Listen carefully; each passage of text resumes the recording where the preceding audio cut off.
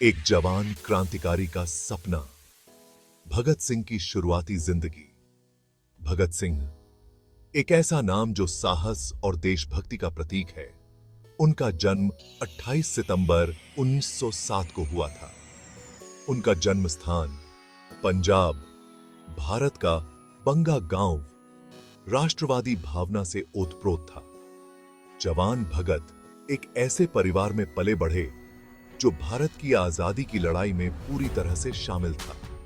उनके पिता किशन सिंह और चाचा अजीत सिंह गदर पार्टी के प्रमुख व्यक्ति थे, जो ब्रिटिश शासन से लड़ने वाला एक क्रांतिकारी समूह था।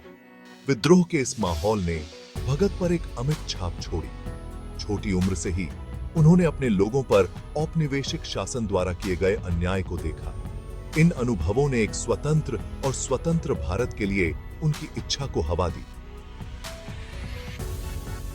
अपनी उम्र के कई बच्चों के विपरीत भगत को खिलौनों या खेलों से कोई खास लगाव नहीं था। उनका दिल बहादुरी और बलिदान की कहानियों से मंत्रमुग्ध था। उन क्रांतिकारियों की कहानियां जिन्होंने शक्तिशाली ब्रिटिश साम्राज्य को चुनौती देने का साहस किया। उन्होंने इतिहास और राजनीति की किताबें पढ़ी। उनका दिमाग क्रांतिकारी विचारों के लिए एक प्रजनन स्थल बन गया। ज्ञान की प्यास ने भगत को लाहौर के नेशनल कॉलेज तक पहुंचाया। अपने प्रगतिशील दृष्टिकोण के लिए जाना जाने वाला यह संस्थान उनकी देशभक्ति की भावना को और पोषित करता है और उनके भीतर विद्रोह की लपटें भड़काता है।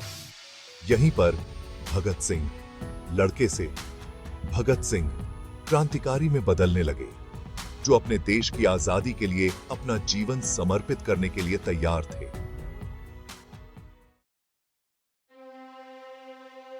क्रांति के बीच भारत के संघर्ष को देखते हुए वर्ष 1919 भारत के स्वतंत्रता संग्राम का एक महत्वपूर्ण मोड़ भगत सिंह के जीवन में एक महत्वपूर्ण मोड़ साबित हुआ। जलियांवाला बाग नरसंहार एक भयानक घटना, जहां ब्रिटिश सैनिकों ने निहत्थे इंडियाई नागरिकों पर गोलियां चलाईं, ने उन्हें हिलाकर रख दिया। इतिहास के पन्नों में हमेशा के लिए अंकित इस क्रूर कृत्य ने ब्रिटिश शासन के असली चेहरे, दमनकारी, क्रूर और क्षमाशील को उजागर किया। उस समय केवल 12 वर्ष के भगत सिंह ने नरसंहार स्थल का दौरा किया। जमीन पर बेगुनाह खून के धब्बों को देखकर उनके युवा हृदय में आग लग गई। न्याय और स्वतंत्रता की तीव्र इच्छा पैदा हुई। उनका मासूम दिमाग उनके लोगों पर किए गए अत्याचार को समझ नहीं पा रहा था। यह एक निर्णायक मोड़ था, जागृति का क्षण था। नरसंहार औपनिवेशिक उत्पीड़न का एक भीषण प्रतीक बन गया। भगत सिंह ने अपनी जान की परवाह किए बिना अपने देश की आजादी के लिए लड़ने की कसम खाई। उन्होंने ब्रिटिश शासन के अत्याचार को समाप्त करने के लिए अपना जीवन समर्पित कर दिया। उनकी भावना अटूट थी, उनका संकल्प अडिग था, उनका रास्ता साफ था। वह भारत की आजादी की लड़ाई में एक सिपाही बनेंगे। स्टैंड लेना, असहयोग से सशस्त्र प्रतिरोध तक। अपनी युवावस्था में भगत सिंह ने शुरू में महात्मा गांधी के असहयोग आंदोलन का समर्थन किया था। अहिंसक प्रतिरोध के गांधी के दर्शन ने लाखों इंडियाइयों को प्रभावित किया। भगत सिंह भी शांति और लचीलापन के इस शक्तिशाली संदेश से आकर्षित हुए थे। उन्होंने गांधी में एक ऐसे नेता को देखा जो जनता को एकजुट कर सकते हैं और उन्हें स्वतंत्रता की ओर ले जा सकते हैं। हालांकि 1922 में चौरी चौरा की घटना के बाद आंदोलन को अचानक वापस ले लेने से भगत सिंह का मोह भंग हो गया।